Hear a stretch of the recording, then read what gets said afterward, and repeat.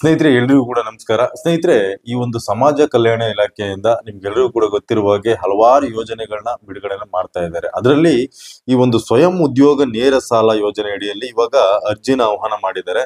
ಅಂದ್ರೆ ಇದರಲ್ಲಿ ನಿಮ್ಗೆ ಈ ಒಂದು ಸಣ್ಣ ಪುಟ್ಟ ಬಿಸ್ನೆಸ್ ಗಳನ್ನ ಮಾಡೋದಿಕ್ಕೆ, ಅಂದ್ರೆ ಈ ಒಂದು ಒಂದು ಪೆಟ್ಟಿ ಅಂಗಡಿಗಳಾಗಿರ್ಬೋದು, ಮತ್ತೆ ಈ ಒಂದು ಹಣ್ಣಿನ ಅಂಗಡಿಗಳಾಗಿರ್ಬೋದು, ಮತ್ತೆ ಈ ರೀತಿಯಾದ ಒಂದು ಸಣ್ಣ ಒಂದು ಬಿಸ್ನೆಸ್ ಗಳನ್ನ ಮಾಡೋದಿಕ್ಕೆ, ಒಂದು ಸಣ್ಣ ಒಂದು ವ್ಯಾಪಾರಗಳನ್ನ ಮಾಡೋದಿಕ್ಕೆ ನಿಮ್ಗೆ 1 ಲಕ್ಷದವರೆಗೆ ಲೋನ್ ನ ಕೊಡ್ತಾ ಇದ್ದಾರೆ. ಈ ಒಂದು 1 ಲಕ್ಷ ಲೋನ್ ಕೊಟ್ಟಂತ ಸಂದರ್ಭಗಳಲ್ಲಿ ನಿಮ್ಗೆ 50% ವರ್ಗು ಕೂಡ ಸಬ್ಸಿಡಿನೂ ಕೂಡ ಕೊಡ್ತಾ ಇದ್ದಾರೆ ಸ್ನೇಹಿತರೆ. ಓಕೆ ಸ್ನೇಹಿತರೆ, ಇದ್ರ ಬಗ್ಗೆ ನಾನು ಕಂಪ್ಲೀಟ್ ಡೀಟೇಲ್ಸ್ ನ ಹೇಳ್ತಾ ಹೋಗ್ತೀನಿ. ಹಾಗೇನೆ ಏನೆಲ್ಲ ಅರ್ಹತೆ ಬೇಕಾಗುತ್ತೆ, ಏನೆಲ್ಲ ದಾಖಲಾತಿಗಳು ಬೇಕಾಗುತ್ತೆ, ಇದು ಎಲ್ಲರ ಬಗ್ಗೆನೂ ಕೂಡ ಮಾಹಿತಿನ ಕೊಡ್ತೀನಿ. ಅದಕ್ಕೂ ಫಸ್ಟ್ ನಮ್ಮ ಒಂದು ಚಾನಲ್ಗೆ ಯಾರು ಸಬ್ಸ್ಕ್ರೈಬ್ ಆಗಿಲ್ಲ, ದಯವಿಟ್ಟು ಕೂಡ ಸಬ್ಸ್ಕ್ರೈಬ್ ಮಾಡ್ಕೊಳ್ಳಿ ಅಂತ ನಾನು ಹೇಳಲಿಕ್ಕೆ ಇಷ್ಟಪಡ್ತೇನೆ. ಓಕೆ ಸ್ನೇಹಿತರೆ, ಈ 1 ಲಕ್ಷನ ನೀವು ಲೋನ್ ನ ತಗೊಳ್ಳೋದಿಕ್ಕೆ ಏನೆಲ್ಲ ಒಂದು ಅರ್ಹತಾ ಮಾನದಂಡಗಳಿದೆ ಅಂತ ನಾವು ನೋಡೋದಾದ್ರೆ, ಈ ಯೋಜನೆ ಅಡಿಯಲ್ಲಿ ಪರಿಶಿಷ್ಟ ಜಾತಿಯ ಮಾದಿಗ ಜಾತಿಗೆ ಸೇರಿದ ನಿರುದ್ಯೋಗಿ ಪುರುಷರು ಮತ್ತು ಮಹಿಳೆಯರಿಗೆ ಸ್ವಯಂ ಉದ್ಯೋಗ ಕೈಗೊಳ್ಳಲು ಆರ್ಥಿಕ ನೆರವನ್ನು ಒದಗಿಸಲಾಗಿದೆ. ಅಂದ್ರೆ ಈ ಒಂದು ಯೋಜನೆ ಅಡಿಯಲ್ಲಿ ಪರಿಶಿಷ್ಟ ಜಾತಿಯ ಒಂದು ಮಾದಿಗ ಜಾತಿಗೆ ಸೇರಿದಂತ ನಿರುದ್ಯೋಗಿ ಪುರುಷರು ಅಥವಾ ಮಹಿಳೆಯರು, ಈ ಒಂದು ಮಾದಿಗ ಜಾತಿಗೆ ಸೇರಿದಂತ ಅದರಲ್ಲಿ ಬರುವಂತ ಎಲ್ಲ ಒಂದು ಜಾತಿಗಳಿಗೆ, ಅಂದ್ರೆ ಪುರುಷರು ಮತ್ತು ಮಹಿಳೆಯರು ಎಲ್ಲರೂ ಕೂಡ ಅಪ್ಲೈನ ಮಾಡಬಹುದು. ಆದ್ರೆ ಈ ಒಂದು ಪರಿಶಿಷ್ಟ ಜಾತಿಯಲ್ಲಿ ಬರುವಂತ ಈ ಒಂದು ಮಾದಿಗ ಜಾತಿಗೆ ಸೇರಿರ್ಬೇಕಾಗುತ್ತೆ, ಅಂತವ್ರಿಗೆ ಈ ಒಂದು ಸ್ಕೀಮು ಇರುವಂತದ್ದು. ಅದೇ ರೀತಿಯಾಗಿ ನೆಕ್ಸ್ಟ್ ಫಲಾನುಭವಿಗಳಿಗೆ ಸಣ್ಣ ಪುಟ್ಟ ವ್ಯಾಪಾರದ ಚಟುವಟಿಕೆಗಳಾದ ಪೆಟ್ಟಿ ಅಂಗಡಿ, ಸಿದ್ಧ ಉಡುಪುಗಳ ಅಂಗಡಿ, ಕುರಿ ಮತ್ತು ಮೇಕೆ ಸಾಕಾಣೆ, ಮೀನುಗಾರಿಕೆ, ಹಣ್ಣು ಮತ್ತು ತರಕಾರಿ ಅಂಗಡಿ, ಟೈಲರಿಂಗ್ ಮುಂತಾದ ಚಟುವಟಿಕೆಗಳಲ್ಲಿ ತಮ್ಮನ್ನು ತೊಡಗಿಸಿಕೊಳ್ಳಲು ಅನುಕೂಲ ಕಲ್ಪಿಸಲು ಯೋಜನೆಯಡಿ ಸಾಲವನ್ನು ನೀಡಲಾಗುತ್ತದೆ. ಅಂದ್ರೆ ನಾನು ಅವಾಗ್ಲೇ ಹೇಳಿದ್ನಲ್ವಾ, ಈ ಒಂದು ಸಣ್ಣ ಒಂದು ಅಂಗಡಿಗಳಾಗಿರ್ಬೋದು, ಮತ್ತೆ ಈ ಒಂದು ಕುರಿ ಮತ್ತೆ ಮೇಕೆಗಳನ್ನ ಸಾಕೋದಿಕ್ಕಾಗಿರ್ಬೋದು, ಅದೇ ರೀತಿಯಾಗಿ ಒಂದು ಮೀನುಗಾರಿಕೆ ಮಾಡೋದಿಕ್ಕಾಗಿರ್ಬೋದು, ಹಣ್ಣು ಮತ್ತು ತರಕಾರಿಗಳನ್ನ ಒಂದು ವ್ಯಾಪಾರ ಮಾಡೋದಿಕ್ಕೆ ಈ ಒಂದು ಸಾಲನ ತಗೋಬಹುದು. ಇದು ಸಮಾಜ ಕಲ್ಯಾಣ ಇಲಾಖೆಯಿಂದ ಕೊಡ್ತಿರುವಂತ ಒಂದು ಯೋಜನೆ ಅಂತಾನೆ ಹೇಳ್ಬೋದು ಸ್ನೇಹಿತರೆ. ಅದೇ ರೀತಿಯಾಗಿ ಈ ಯೋಜನೆಯ ಘಟಕ ವೆಚ್ಚ 1 ಲಕ್ಷ ರುಗಳಾಗಿದ್ದು, ಈ ಪೈಕಿ 50,000 ಸಹಾಯಧನ ಮತ್ತು 50,000 ಸಾಲವಾಗಿರುತ್ತದೆ. ಈ 1 ಲಕ್ಷ ರೂಪಾಯಿ ನೀವೇನಾದ್ರೂ ಕೂಡ ಈ ಒಂದು ಲೋನ್ ನ ತಗೊಂಡ್ರೆ ಅದರಲ್ಲಿ 50,000 ರೂಪಾಯಿನ ಸಬ್ಸಿಡಿನ ಕೊಡ್ತಾ ಇದ್ದಾರೆ ಸರ್ಕಾರದಿಂದ. ಇನ್ನು 50,000 ರೂಪಾಯಿನ ನೀವು ಸಾಲವಾಗಿ ಕಟ್ಟಬೇಕಾಗುತ್ತೆ. ಆ ಒಂದು 50,000 ಸಾಲನ ಕಟ್ಟೋದಿಕ್ಕೆ ನಿಮ್ಗೆ 4% ಆಗಿ ಬಡ್ಡಿನೂ ಕೂಡ ಹಾಕ್ತಾರೆ. ಅಂದ್ರೆ ನೀವು ಸಣ್ಣ ಒಂದು ವ್ಯಾಪಾರ ಮಾಡುವಂತ ಸಂದರ್ಭಗಳಲ್ಲಿ ನೀವು 1 ಲಕ್ಷದಲ್ಲಿ ನೀವು ಲೋನ್ ನ ತಗೋಬಹುದು. 1 ಲಕ್ಷ ಲೋನ್ ನ ತಗೊಂಡು ಅದರಲ್ಲಿ ನಿಮ್ಗೆ 50,000 ರೂಪಾಯಿ ಸಾಲ ಆಗಿರುತ್ತೆ, 50,000 ರೂಪಾಯಿನ ನೀವು ಸಬ್ಸಿಡಿ ಆಗಿ ತಗೋಬಹುದು.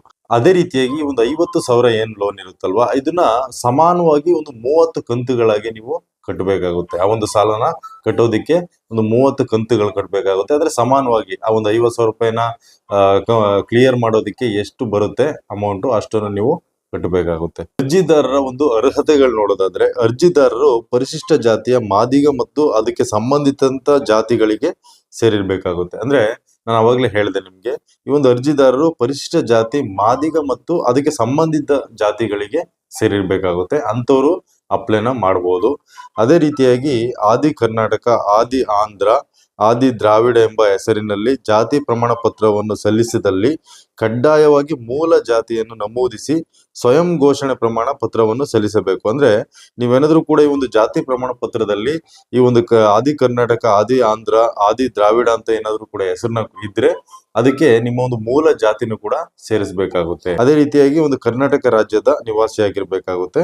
ನಂತರ ಅರ್ಜಿದಾರರು ಕುಟುಂಬದ ಅವಲಂಬಿತ ಯಾವುದೇ ಸದಸ್ಯರು ಈ ಹಿಂದೆ ನಿಗಮದಿಂದ ಸೌಲಭ್ಯ ಪಡೆದಿದ್ದಲ್ಲಿ ಅಂತಹ ಫಲಾನುಭವಿಗಳು ಅರ್ಹರಾಗಿರುವುದಿಲ್ಲ.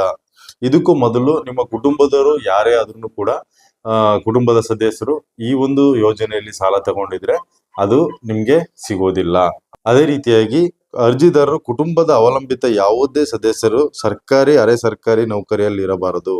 ಅಂದ್ರೆ ಈ ನಿಮ್ಮ ಕುಟುಂಬದ ಸದಸ್ಯರು ಯಾರು ಕೂಡ ಈ ಒಂದು ಸರ್ಕಾರದ ಕೆಲಸದಲ್ಲಿ ಅಥವಾ ಅರೆ ಸರ್ಕಾರದ ಕೆಲಸಗಳಲ್ಲಿ ಕೆಲಸ ಮಾಡ್ತಿರಬಾರ್ದು, ಅಂತವರು ಅರ್ಜಿನ ಹಾಕ್ಬೋದು. ಅದೇ ರೀತಿಯಾಗಿ ಅರ್ಜಿದಾರರು ಘಟಕವನ್ನು ಸ್ಥಾಪಿಸಲು ಅವಶ್ಯವಿರುವ ಸ್ಥಳಾವಕಾಶವನ್ನು ಹೊಂದಿರಬೇಕು. ಅಂದ್ರೆ ನೀವೇನಾದ್ರೂ ಕೂಡ ಬಿಸ್ನೆಸ್ ನ ಏನ್ ಮಾಡ್ತೀರಾ ಅದರ ಒಂದು ಘಟಕನ ಸ್ಥಾಪಿಸೋದಕ್ಕೆ ಅವಶ್ಯವಿರುವಂತ ಈ ಒಂದು ಸ್ಥಳಗಳನ್ನು ಕೂಡ ಹೊಂದಿರಬೇಕಾಗುತ್ತೆ. ಅದೇ ರೀತಿಯಾಗಿ ನಿಯಮಗಳು ಯಾವ್ಯಾವ್ದೆಲ್ಲ ಇದೆ ಅಂತ ನೋಡೋದಾದ್ರೆ, ಅರ್ಜಿದಾರರು ಆಯ್ಕೆ ಸಮಿತಿಯಿಂದ ಆಯ್ಕೆ ಆಗಿರ್ಬೇಕಾಗುತ್ತೆ. ನಂತರ ಅರ್ಜಿದಾರರ ಕುಟುಂಬದ ವಾರ್ಷಿಕ ವರಮಾನವು ಗ್ರಾಮೀಣ ಪ್ರದೇಶದವರಿಗೆ 1.5 ಲಕ್ಷಕ್ಕಿಂತ ಒಳಗಡೆ ಇರಬೇಕಾಗುತ್ತೆ. ನಂತರ ಈ ಒಂದು ನಗರ ಪ್ರದೇಶದಲ್ಲಿರುವವರಿಗೆ 2 ಲಕ್ಷದ ಒಳಗಿರ್ಬೇಕಾಗುತ್ತೆ. ಅವರ ಒಂದು ಕುಟುಂಬದ ವಾರ್ಷಿಕ ಆದಾಯ ನಗರದಲ್ಲಿರುವವರಿಗೆ 2 ಲಕ್ಷದ ಒಳಗಡೆ ಇರಬೇಕಾಗುತ್ತೆ. ಗ್ರಾಮೀಣ ಪ್ರದೇಶದಲ್ಲಿರುವಂತವರಿಗೆ 1.5 ಲಕ್ಷದ ಒಳಗಡೆ ಇರಬೇಕಾಗುತ್ತೆ.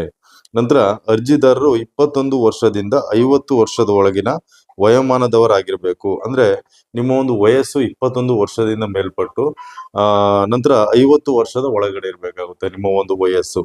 ಈ ಒಂದು ಯೋಜನೆಗೆ ಅರ್ಜಿ ಸಲ್ಲಿಸೋದಕ್ಕೆ ಏನೆಲ್ಲ ದಾಖಲಾತಿಗಳು ಬೇಕಾಗುತ್ತೆ ಅಂತ ನೋಡೋದಾದ್ರೆ, ಮೊದಲನೇದಾಗಿ ನಿಮ್ಗೆ ಅರ್ಜಿ ಬೇಕಾಗುತ್ತೆ. ಅಂದ್ರೆ ಈ ಒಂದು ಸಮಾಜ ಕಲ್ಯಾಣ ಇಲಾಖೆಯಿಂದ ಒಂದು ಅರ್ಜಿ ಕೊಡ್ತಾರೆ, ಅದನ್ನು ಬೇಕಾಗುತ್ತೆ. ನಂತರ ಭಾವಚಿತ್ರ ಬೇಕಾಗುತ್ತೆ.